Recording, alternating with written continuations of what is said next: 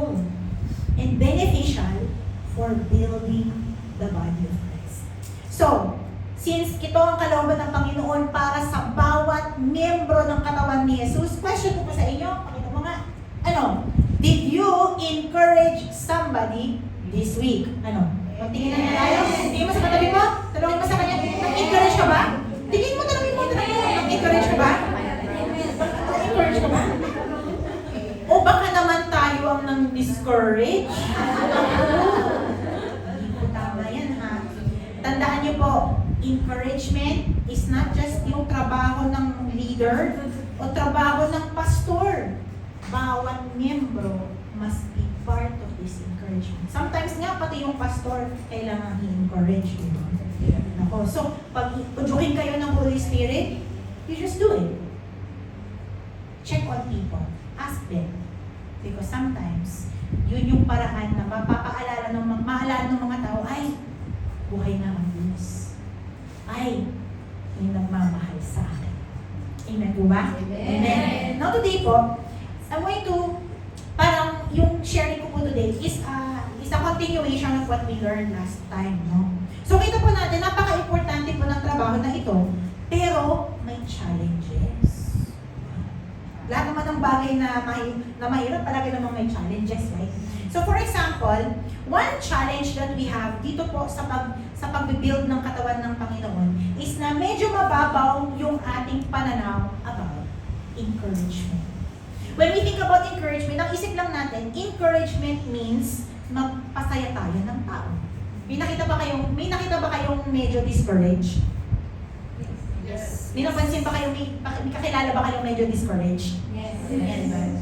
Pag isip natin ng encouragement, isip natin, sige, pasayahin natin tong tao na to para hindi na sila masyadong sad, hindi na sila masyadong negative. And that's not bad.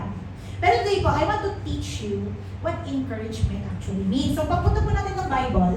Pakita mo nga.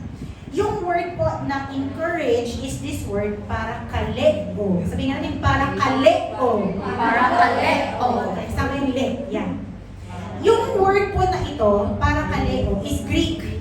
It means to call to one side. Pag may kailangan ka na hindi mo na kayang gawin ng isang bagay, tatawag ka ng isang parakaleo para sumama sa'yo. Kita mo tong tao na to? Ito po sila, they are in a race. And then yung girl na-injured siya, hindi na niya matapos yung race. And so may isang kasama, hindi ka niya ka-member Hindi niya ka-school. Pero sinamahan siya, kaya pareho silang nakatapos. That is parang kaleo. Or, kunyari, kung ikaw, meron kang problema, may emergency ka, di ba may tatawagan ka? Tatawag, friend, kailangan mo ng help. Di ba? Ganyan. Yes. That is para kaleo. Yung para kaleo can mean to encourage someone. Yung magpo-comfort ka ng isang tao.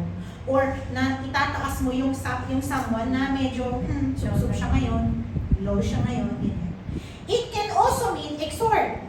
Which means kailangan i-push yung isang tao. May nakita ba kayong tao na alam ninyong dalawa kung anong kailangan niyong gawin? Kailangan niyang gawin. Pero hindi niya gustong gawin. Naranasan na ba yun with a friend? Yes. Yung nag-usap kayo, alam mo na gagawin niya, pero hindi niya kaya. Hirap na, di ba? Ngayon, itong friend na yan, kailangan niya ng push. Di ba? Medyo, sige, friend, sasama ko sa'yo. Gawin mo yung tama, sasama ko sa'yo. Parang ganyan, di ba? So that is also para kaleo. But here's the interesting thing, okay? Ang encouragement, para kaleo, is not just encourage or exhort. It means to instruct or teach. It means po, bakit may picture natin? Para kaleo can mean rebuke or correct. Sino po sa inyo nakapag-rebuke na or nakapag-correct ng isang tao? Encouragement, parang for some point, for most Christians, medyo carry pa yan Carry yan. Pastor, kaya ko yan. Madali lang mag-encourage. But correction, rebuking people, oh my God, Pastor, may pinagkaiba ba yun? Oh, yeah. For example, when you rebuke someone, it's when meron silang ginagawang hindi maganda at hindi tama, and you tell them, to stop. Don't do that. Huwag mong gawin yan, hindi tama yan. That is a rebuke. Do you understand? Okay? Sino po sa inyo, naranasan na magsabi ng gano'n? Sa isang tao, wala pa? Amen. Amen naman, yes. Amen. Guys, it is very good. Kung kaibigan mo talaga siya, kung hindi tama ang ginagawa, dapat sabihan. Hindi lang yung ikaw yung yes man, di ba? Now, yung correct, medyo iba.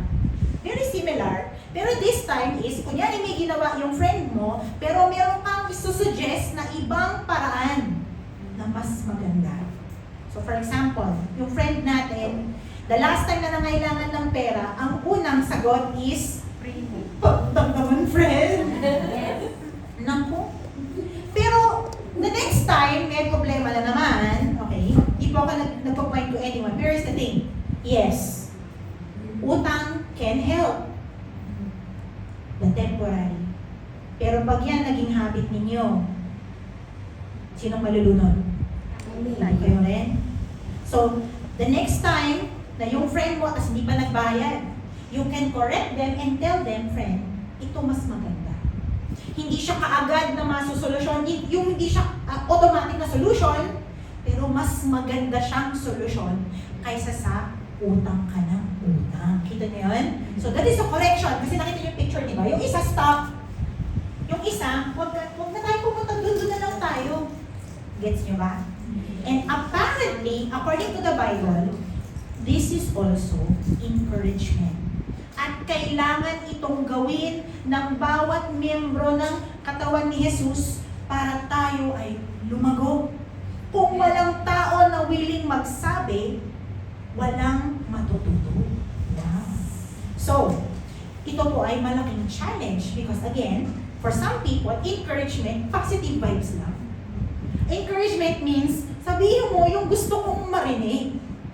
But what if that is not what our sister needs to hear?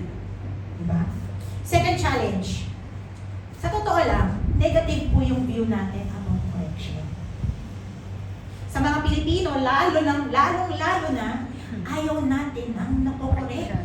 Kasi, kakahiya naman, di ba? Lalo pag kinorek ka, in public, naku, masaktan ka na. Same thing rin. Guys, when I mean public, hindi lang yung harap-harapan ha. Social media is also very public. At pansin nyo, people, mas grabe pa silang makasalita online. Bakit? Kasi may feeling sila na wala naman ang makilala sa kanila. No? Now, one reason bakit napaka-negative ng view natin about correction is this.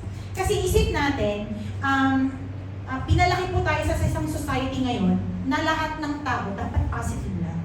Ang tawag namin dyan is weaponized positivity.